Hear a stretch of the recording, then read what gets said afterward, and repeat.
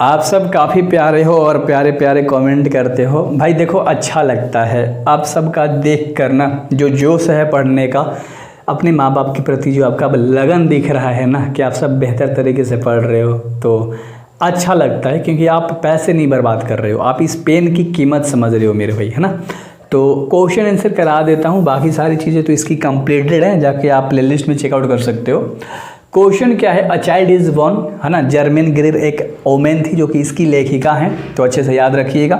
चलिए सबसे पहले सवाल के ऊपर बात करते हैं कि how are they way managing child birth, यानी कि जब एक बच्चे का जन्म होता है तो कैसे मैनेज किया जाता है इन ट्रेडिशनल सोसाइटीज़, हमारे पारंपरिक समाजों के अंदर में कैसे मैनेज किया जाता है मेरे भाई एक बच्चे के जन्म को, है ना।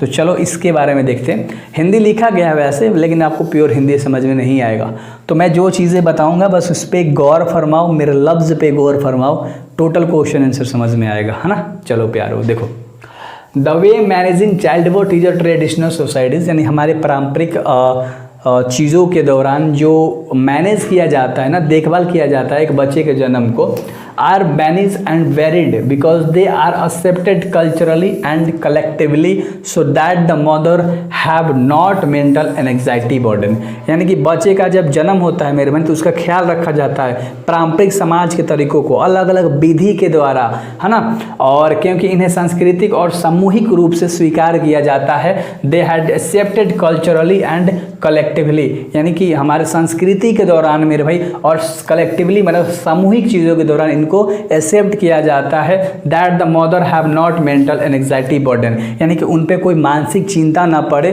उसके आधार पर उन्हें एक्सेप्ट किया जाता है, अपनाया जाता है। एक बच्चे का जब जन्म होता है एक माँ के गर्भ से, तो इस तरह से उन्हें अपनाया जाता है ना, और बहुत खुशी की बात होती है वो जो समय होता है। चलो तो पहला का आंसर आपको अच्छे से याद हो गया होगा। अगले सवाल के ऊपर बात करते हैं। A pregnant women in a traditional society does not feel that she alone why, यानी पारंपरिक हमारे जो चीज़ें हैं जो हमारे कल्चरली होती है, गर्भवती महिला को यह महसूस नहीं होता है कि वह अकेली है। कैसे, क्यों? क्योंकि जब एक गर्भवती महिला औरत होती है, मतलब एक औरत जब गर्भवती होती है, पेट से होती है, तो उसे कभी अकेला महसूस नहीं होता है मेरे भाई। इसका आंसर हम लोग कैसे लिखेंगे तो ध्यान से देखिएगा, है ना। Pregnant women does not feel she alone, यानी एक गर्भवती महिला को कभी भी एहसास नहीं होता, अनुभव नहीं होता कि वह अकेली है, बिकॉज कारण यह है कि she has the support of her husband, क्योंकि उसके पति के द्वारा उसे मदद मिलती है, सपोर्ट किया जाता है, हर फैमिली पूरे परिवार के द्वारा उसे सपोर्ट किया जाता है, एंड मेंबर्स यानी परिवार के सदस्य जितने भी होते हैं उन सभी के द्वारा उन्हें सपोर्ट किया जाता है, ऑफ हर कम्युनिटी, है ना, यानी कि पूरे लोगों के द्वारा समर्थन मिलता है एक परिवार से, उसके पति से। तब एक माँ जो है वो कभी भी वो फील नहीं करती है कि यहाँ बुरा कोई चीज़ है। चलो तो बहुत हमें अच्छा फील करती है ना। चलो अगले सवाल के ऊपर हम बात करेंगे जो कि 3 नंबर का सवाल है, और सवाल आपका क्या कह रहा है, लाडलो ध्यान से देखना। शपथ है तुम्हारी, पढ़ के नंबर लाओगे तुम, शपथ है। देखो, what is the superstition associated with the acquiring new clothes and instrument for the baby before the birth, यानी कि जन्म लेने से पहले ही नए नए कपड़े और उपकरण लाके जुटा दिया जाता है।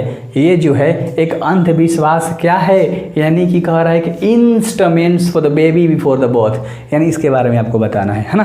तो चलो, the superstitions associated with the acquiring a new clothes and instrument for the baby before the birth is considered as bad luck, यानी जन्म से पहले बच्चे के लिए नए नए कपड़े और उपकरण यानी कि खिलौने उड़ौने खरीद दिए जाते हैं, अंधविश्वास का दुर्भाग्य माना जाता है।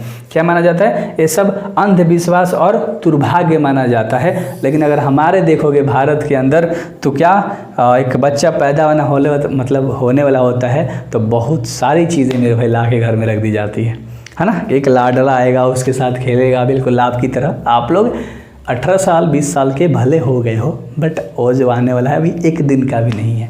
चलो अगला सवाल। In our anxiety to avoid death we many have destroyed the significance of her experience, what is the experience the writer refer to. यानी क्वेश्चन क्या कह रहा है कि मृत्यु के बचने की चिंता में हमने अनुभव के महत्व को नष्ट कर दिया है। In anxiety to avoid the death, यानी मृत्यु की चिंता में हमने many have destroy in the significance of the experience, यानी कि जितने भी तुम्हारे पास अनुभव है ना, जितना भी एक्सपीरियंस है ना, तुम अपने मृत्यु के डर से सारी चीज़ें खत्म कर चुके हो मेरे भाई, है ना। What is the experience that writer refer to, यानी लेखक किस अनुभव का उल्लेख कर रहा है, इस चैप्टर में किस चीज़ के बारे में बता रहा है।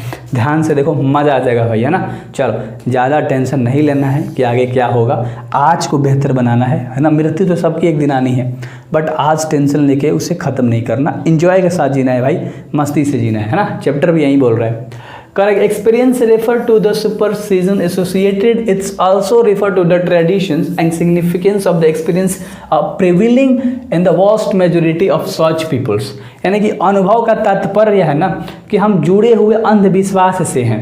यह ऐसे अधिकांश लोगों की प्रचलित परंपराओं और अनुभव का महत्व है जो क्या करता है मेरे भाई, जो संदर्भित करता है ना, जो प्रिविलिंग करता है सच पीपल, इन सभी लोगों के सामने। तो ये सब एक ट्रेडिशन है, एक हमारा है ना, एक हमारा मेरे भाई कल्चर है, परंपरा है। तो इन सारी चीज़ों से हम जुड़े हुए हैं, लेकिन एक तरह से एक मिथ भी है। आजकल अगर आप देखोगे तो सब कोई नहीं मानता है, सब बोलता है कि सब पुराने ज़माने में बनाया गया एक मिथ है, झूठ है, और ऐसा से एक दिलासा मिलता है और कुछ भी नहीं मिलता, है ना। देखो, what is the truism of anthropologic that we writer talk about, यानी कि लेखक किस मनोविज्ञान का सत्यवाद के बारे में, यानी सच्चाई के बारे में बात कर रहा है ना। एंथ्रोपोलॉजिस्ट यानी कि मनोविज्ञान के बारे में वो बात कर रहा है जो लेखक है। तो क्या कह रहा है, ध्यान से देखो। बहुत सारे क्वेश्चन आंसर हैं, है ना, बहुत सारे क्वेश्चन आंसर हैं और सारे के आंसर हैं। तो इस वीडियोज़ में बने रह के सुन लेते हो तो भाई बल्ले बल्ले हो जाएंगी, वरना क्या ही बोलूँ। देखो, The truism of entrotrope is that newly married women do not become member of their new family until they have born a child. After a marriage they go to their mother-in-law houses from their mother houses.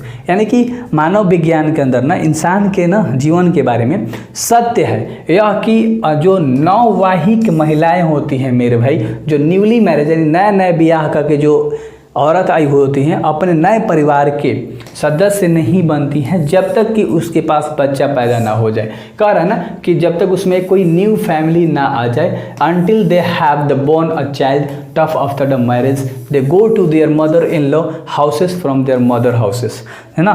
तो शादी के बाद भी वे अपनी माँ के घर से ससुराल चली जाती हैं।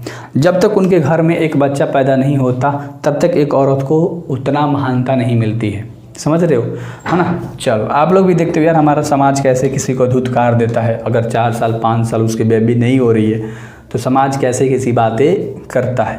तो जब तक एक औरत है ना एक बच्चा नहीं देती तब तक भाई उसका महत्व बहुत कम होता है एक परिवार के अंदर में, याद रख लेना।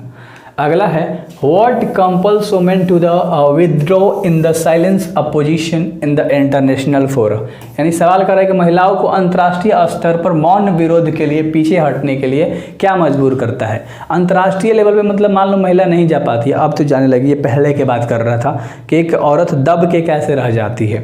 आंसर सुन लो, मज़ा आ जाएगा भाई, है ना। बिल्कुल भी पहले किस तरह से औरतों को दबा के रखा जाता था, अपनी चाहतों को दबा के रखती थी।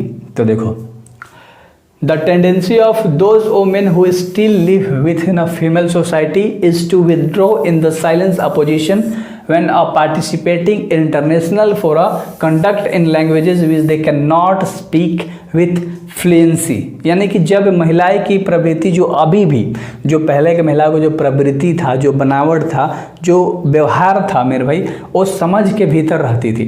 किसी ऐसी भाषा के आचरण में अपने लिए एक अंतर्राष्ट्रीय स्तर पर भाग लेने से मुख्य विरोध करती थी, यानी पीछे हट जाती थी, जिसे वे साधारण बोल नहीं पाती थी। क्योंकि उन लोगों के पास क्या था ना, पहले language which they can not, यानी कि बोल नहीं सकती थी विद द फ्लुएंसी, यानी बहुत अच्छे तरीके से। तो पीछे हटने का कारण वही होता था पहले कि पहले के जो औरतें थी और फ्लुएंट नहीं हो पाती थी, बेहिजक बोल नहीं पाती थी, किसी के सामने आवाज़ नहीं उठा पाती थी, इसलिए वो इंटरनेशनल अंतर्राष्ट्रीय लेवल पे नहीं जा पाती थी। क्लियर है ना। चलो, अगला सवाल कह रहा है why had Sudanese women official dropped going to the international conferences, यानी कि सूडानी महिला, वाई हैड सूडानीज वुमेन मतलब जो सूडान की औरतें थी मेरे भाई, है ना, महिला अधिकारी ने अंतर्राष्ट्रीय सम्मेलनों में जाना क्यों बंद कर दिया था, बताओ। तो जो सम्मेलन हुआ करते थे for the going in the international conferences, यानी कि जो अंतर्राष्ट्रीय लेवल पे चीज़ें हुआ करती थी उसमें जाना क्यों बंद कर दिया। सडनेस वुमेन सूडानी जो औरतें होती थी official stopped going to international conferences, यानी अंतर्राष्ट्रीय चीज़ों में जाना बंद कर दी, because they were are tired of being told about their own lips instead of being consulted, यानी कि क्योंकि वो परामर्श के बजाय अपने स्वयं के जीवन के बारे में बताए जाने से थक गई थी। यानी कि वो क्या बताती जाके वहाँ पर, अपने जीवन के बारे में वो बता बता के थक गई थी, कोई सोल्यूशन नहीं, वहीं घूंघट डाल के रहो, वहीं घर में रहो, एक के पति के नीचे दब के रहो, तो वही सारी चीज़ें थी। हाँ, तो आई होप कि आप समझ रहे हो इन सारी चीज़ों को, तो बोलने से कोई फ़ायदा नहीं था। बहुत सारे क्वेश्चन आंसर है। अब B.2 यानी क्वेश्चन द फॉलोइंग क्वेश्चन है और इसका आंसर आपको दिख रहा है, यहाँ से यहाँ एक बार स्क्रीनशॉट ले सकते हो। यहाँ पर क्वेश्चन क्या कर रहा है मैं आपको बता देता हूँ। वेयर डू सेथेटी women go to stay during the last stage of pregnancy, यानी कि जो सिलेटी महिलाएं होती थी गर्भावस्था के दौरान अंतिम चरण के दौरान कहाँ रहने जाती थी। जब गर्भवती महिला होती थी, जब बच्चा पैदा होने वाला होता था, मतलब है ना, डिलीवरी के टाइम वो कहाँ जाती थी, she goes to her mother houses, वो अपनी मायके चली जाती थी for the last few month, यानी जो आखिरी महीना चल रहा होता था प्रेगनेंसी का, and about the first 3 months of the babies fire, और बच्चा जन्म होने के 3 महीने तक अपनी माँ के घर ही रहती है। क्लियर है। चलो अगला सवाल देख लो मेरे भाई। दूसरा सवाल कर रहा है what is the reward of pregnancy for a young सेथेटी वुमेन्स, यानी कि युवा सिलेटी जो महिलाएं होती है, जो जवान होती हैं, है ना, उनके लिए गर्भावस्था का जो प्रतिफल है वो क्या होता है, यानी उसके लिए क्या एक नियम लेकर आता है, क्या रिजल्ट होता है। तो अच्छे से देख लीजिए, है ना, इसका आंसर आप स्क्रीनशॉट ले लो ना मेरे भाई, स्क्रीनशॉट ले लोगे क्या, कितना बताऊंगा, बहुत ज़्यादा वीडियोस लंबा हो जाएगा। स्क्रीनशॉट एक बार ले लो और इसका हिंदी यहाँ से ले लो, है ना, आप खुद से पढ़ सकते हो क्योंकि हिंदी में मैंने इस तरह से मैनेज कर दिया है, बताने की कोई ज़रूरत नहीं है। बहुत सारा क्वेश्चन आंसर है ना, मैं चाहूँ तो करा दूँ, कमेंट कर देना भाई, क्या करूँगा बता दूँगा अगर आपको समझ ना आए तब। ये दूसरा सवाल है ना। चलो इंग्लिश देख लिया है ना, हिंदी का स्क्रीनशॉट ले सकते हो। चलो अगले सवाल के ऊपर हम बात करते हैं। चलो अगला सवाल ये रहा और उसका इंग्लिश में आंसर ये रहा, हिंदी में यहाँ पर आंसर है, तो थोड़ा सा आगे बढ़ा दूँ। चलो हो गया। चलो तो यहाँ से एक बार स्क्रीनशॉट ले सकते हो, हाँ। चलो ज़्यादा यार क्वेश्चंस एग्जाम में थोड़े ना आने के चांसेस होते हैं, है ना, तो चलो यहाँ से कर लो। चलो अगला सवाल है 5 नंबर का, यहाँ से स्क्रीनशॉट ले लो। वैसे ऐप पे तो PDF सारे डाल ही दूंगा, क्यों टेंशन ले रहे हो, नोट्स के रूप में, है ना। तो बाकी ऑब्जेक्टिव का वीडियो सारी चीज़ें आपको प्लेलिस्ट में मिल जाएंगी, आराम से मचाओ। इंग्लिश के प्लेलिस्ट में जाके देख सकते हो, इंग्लिश ऑब्जेक्टिव वाले में मचा दोगे मेरे भाई। मिलते हैं, पढ़ाई पर ध्यान दो।